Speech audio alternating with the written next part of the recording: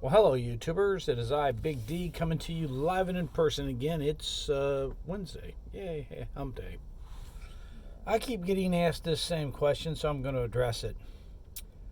Should I start my own courier company or should I work for a courier company first? If you've never done this kind of work for a courier company first. Several reasons for that. One, see if you actually like it. Two, learn how to do it. Three, see what kind of customers are in your area. I have a buddy of mine who started his own after he worked for a big courier company. He stole one of their accounts. He makes $300,000 a year now off of one of their accounts he took. How did he find the account? He serviced them. He'd go in and pick up stuff and leave, and he got to know the people there, which is real, like I always say, get to know the people that you're picking up at. You got to know them.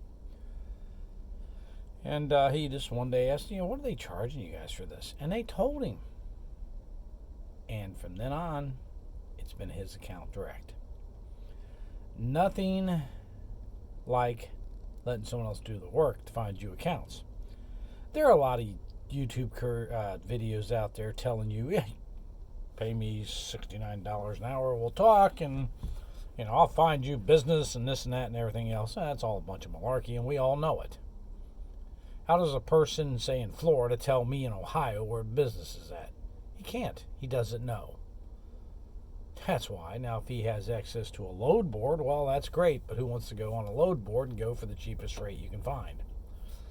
So, in essence,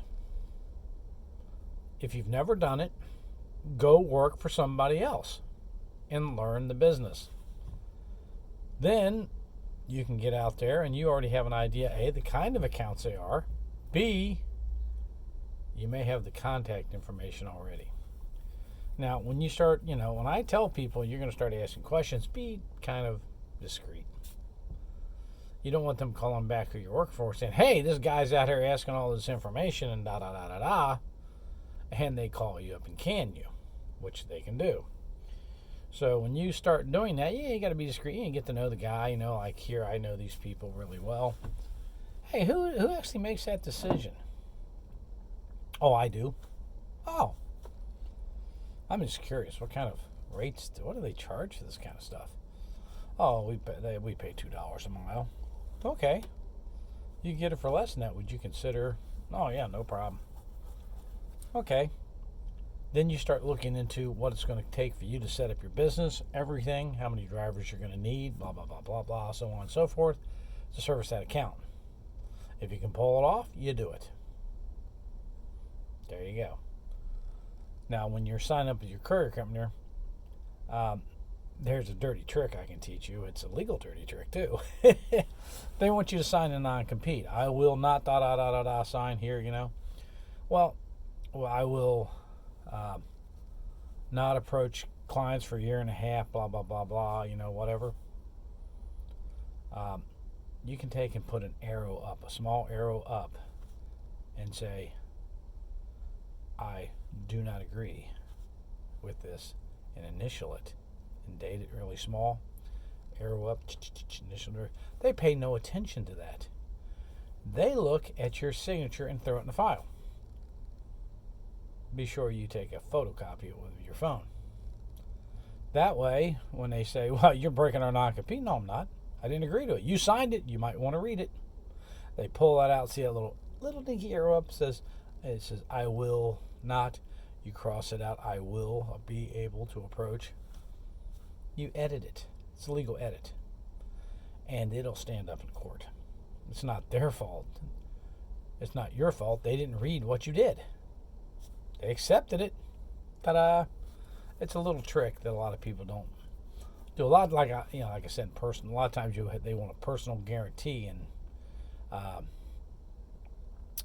business, like a distributorship. And they asked me to sign one time.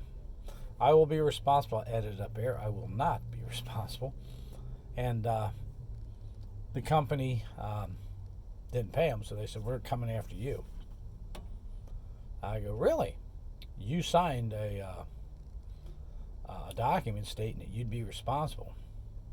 A personal guarantee. I had a copy of it. Said, you might want to read it. The lady pulls it out, and I go, look at the top where it says, I will be responsible. You see the little edit up, I will not be responsible. Well, I didn't see that. Not my problem. That's your problem. I'll see you in court if you want, but you would come after me. You're screwed. And she talked to their attorneys, and the attorney told her, yeah, you can't do anything with it. He said he's not going to be responsible, and you accepted it. Yeah, they weren't happy, but not my problem. I'm not going to be responsible for a business's debt. But you get all kinds of crap like that. So in essence, if you've never done this work, you don't know the type of businesses that are in your area and who you can get to, work for a courier company first. Give it a year. Learn the business, learn who the accounts are, learn or who to talk to, and then go do it. Much easier and a lot less cost involved. So this is Big D saying, I'll talk to you all later.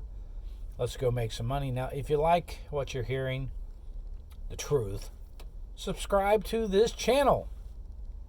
Share the channel. Like it. Subscribe. Please subscribe to the channel. I like to do live remotes. Can't do it until I get to a certain number, so we're getting there. Channel's growing. I like to see that. You will never be charged for information here. I'm not going to do that. You want to talk to me? Okay, I'll talk to you. If I don't get back with you right away, it's because I'm busy. I will eventually get to you, though. But as soon as I can, I will call you back and all that. Or if I'm available, I'll just answer the phone. I don't do it on weekends because I'm home. It's my time off. But like the channel, subscribe to the channel, share the channel. And if you don't like people, share it to them too. I don't care. I'm just not proud. Big D saying, let's make some money.